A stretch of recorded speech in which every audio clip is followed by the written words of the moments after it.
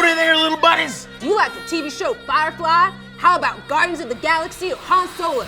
There's something about dumping a rough and ready cowboy mentality into the body of a space explorer. The world of anime has taken the idea of space cowboys and made it into a science fiction. See what I did there? I did. You made a back joke.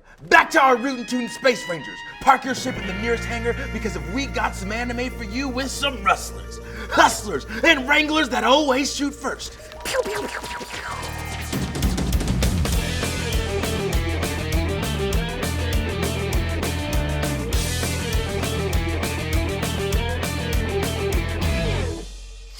I think people love the idea of sort of a puckish rogue making his way through space because it's kind of what we all want to picture ourselves as, this sort of easygoing, devil-may-care type who just rolls with the punches, can always find their way out of a tough situation, blaster at the ready. Cowboys were from this era where they were kind of discovering everything. They had sort of the command of the land, and space is obviously this final frontier, and it's the next thing that like we could sort of envision maybe one day going out and exploring for ourselves, finding these like uncharted territories like cowboys used to back in the day. I think that's what we're kind of searching for, is just that new spin on westerns, and space westerns is pretty darn cool. The space cowboy idea is so romantic and alluring to so many people. First up is the all-around awesome Cowboy Bebop. Set in the year 2071, it follows Spike and his partner Jet Black as they chase down bounties to try and make a living. Through their travels, the duo unexpectedly gain new additions to their team. The femme fatale Faye Valentine, brilliant hacker Ed, and a hyper-intelligent Welsh corgi named Ein. Cowboy Bebop is regarded as one of the best and most influential anime of all time. Each episode is self-contained adventures, but at the same time links together into a bigger picture. You're gonna fall in love with this diverse cast, and the show always delivers. Each episode is almost like a parody of a genre of entertainment. Like you have the horror movie episode, you have like the Western episode. It is done so well. The music is amazing. Cowboy Bebop is everything that any show should be. Fun, it is endearing, it's adventurous, it's dangerous, it's jazzy, it's sexy, it's funny, it's musical and vibrant and a little bit gritty, and it's in space. Spike was super cool. Everyone had these range of emotions and feeling, and it felt like Spike was always cool-headed, and he like knew karate, and he always had that like limpish cigarette hanging out, and hands in his pocket, and the suit was just so tightly fitting, yet he was so acrobatic in it, had the big poofy hair. I mean, all the black guys I knew was like, would kind of switch it up and make it an afro and then make him black. So it was like perfect because he was like the easily convertible to black cartoon characters. First of all, he's a pilot, and pilots are just like cool by default. Intergalactic space bounty hunter, pretty sweet gig. Everyone wanted to be Spike. And now it's Keanu Reeves, I guess. I resonate with Faye so much because she's efficient, but she's not really delicate about anything. And I really understand that on a lot of levels. The music obviously is world-renowned and is amazing and fits. It's weird because it's sort of like a juxtaposition between the anime and the music itself, but somehow seems to fit and pulls you along the story. And it almost is a story in and of itself. Oh, it's so good. Now I feel like I need to go back and just watch it again. If you're looking for an entry point into an anime and you love Firefly, Cowboy Bebop is a wonderful choice. It's a redefining show every fan should watch at least once in their lifetime. Next on our list is the comedic space western Trigun. Vash the Stampede is a merciless gunslinger with an enormous bounty on his head and a reputation for leaving a trail of destruction wherever he goes, or so the rumors say. Curious on how much the bounty is on Vash the Stampede? Try 60 billion double dollars. What are double dollars, you ask? You ask too many questions. In reality, Vash is a kind-hearted man who tries to solve all disputes with as little violence as possible.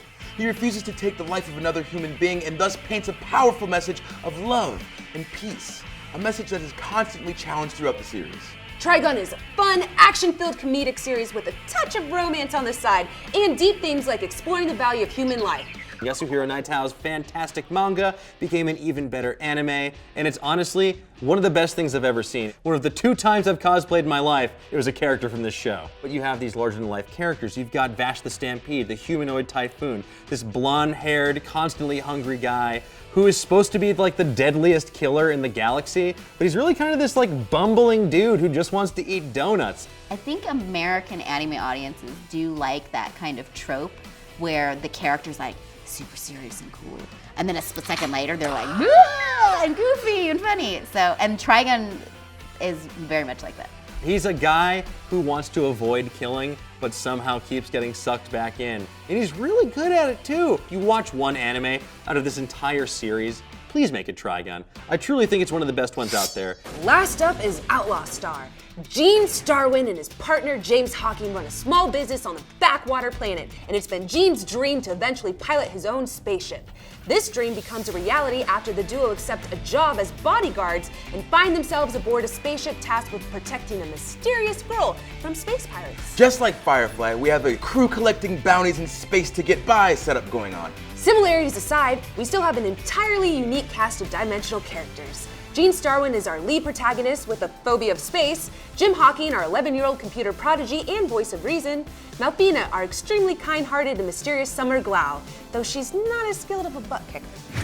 Outlaw Star, where they've got the ragtag team of different characters who will beat each other up in other situations, but somehow they all live on a ship together. Got a great mix of that bravado, playboy, badass cowboy kind of guy, but he has a fear of going in space. He comes in possession of this ship. With a girl who lives inside of a tube and she's really strong. Finding this mysterious galactic ley line that can apparently alter reality. And a little boy who is way too good for that ship. And magic guns that shoot magic bullets. And then a guy girl who's a samurai? That happens in a lot of anime for some reason. If you are into ships that fight each other by punching each other, then you should watch Outlaw Star. And that's everybody, so watch it.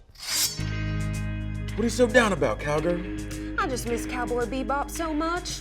Why don't they make more of it? Cheer up, little buckaroo. You may now return to orbit, and we'll see you again soon. Don't forget, you can find all of these anime on different streaming services right now. And if you don't like reading subtitles, check out English dubs like the one for Space Dandy. That actually helps make anime more accessible to everybody. That's true. So Space Dandy actually aired in English before it aired in Japanese over in Japan. That's amazing. And if you do prefer English dubs, check out shows like Gungrave on Funimation Now, Funimation streaming service. The first 14 days are free, so check out the link below. Another fun fact, Gungrave is based off a third-person shooter video game also called Gungrave. You'd think with that title that guns were harmed in the making of that anime, but trust me, none were. Cause it's not real. Or is it? Why did we let you? No.